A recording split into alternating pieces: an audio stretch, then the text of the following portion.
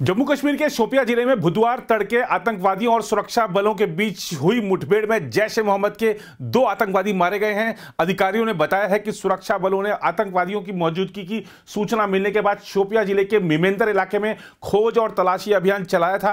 उन्होंने बताया कि अभियान के दौरान आतंकवादियों ने उन पर गोलियां चलाई। जवाबी कार्रवाई में साथ ही मुठभेड़ शुरू हो गई और इस मुठभेड़ में 2 आतंकवादी मारे गए हैं। अधिकारियों ने बताया है कि मारे गए दोनों आतंकवादी प्रतिबंधित संगठन जैश ए मोहम्मद के सदस्य थे। उन्होंने बताया कि मौके से हथियार और अन्य सामग्री भी मिली है।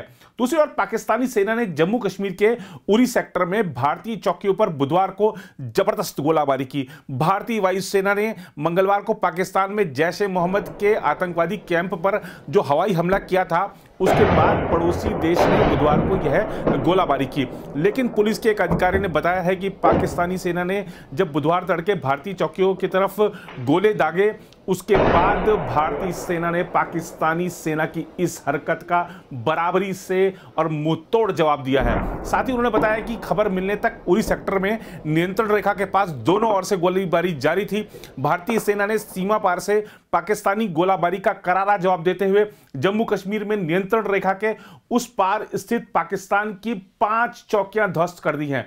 इस कार्रवाई में कई पाकिस्तानी सैनिक हताहत हुए हैं।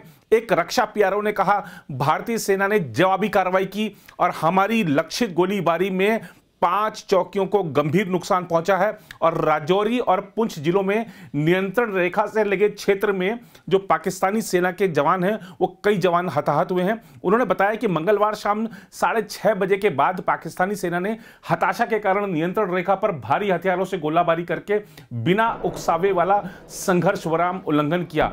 पाकिस्तानी सैनिकों को ग्रामीणों को मानव कवच के रूप में इस्तेमाल करते हुए आम नागरिकों के घरों से मोर्टार और मिसाइलें दागते हुए भी देखा गया। पीआरओ ने बताया कि हालांकि भारतीय सेना ने आम नागरिकों की बस्तियों से अलग पाकिस्तानी चौकियों को निशाना बनाया, इसके कारण बड़ी संख्या में पाकिस्तानी सैनिक हताहत हुए। दोनों तरफ से गोलीबारी में भारतीय सेना के 5 सैनिकों को मामूली चोटें आई हैं। इनमें से 2 को इलाज के लिए सेना के अस्पताल ले जाया गया है और बताया जा रहा है कि उनकी स्थिति अभी स्थिर है।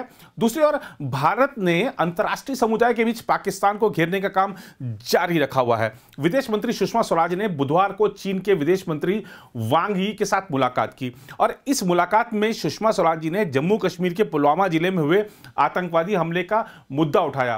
रूस, भारत, चीन के विदेश मंत्रियों की बैठक से इतर हुई इस मुलाकात के दौरान श्रीमती सुषमा स्वराज ने कहा, मैं ऐसे वक्त में चीन में आई हूं जब भारत में शोक और गुस्से का माहौल है।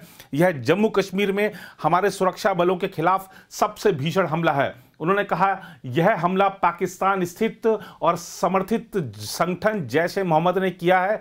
यह रेखांकित करते हुए कि जैश ए मोहम्मद संयुक्त राष्ट्र और अन्य देशों द्वारा प्रतिबंधित संगठन है, स्वराज ने वांग से कहा कि यह आतंकवादी हमला पाकिस्तान की ओर से जैश ए मोहम्मद और उसके नेताओं को मिलने वाली माफी तथा समर्थन का सीधा परिणाम था।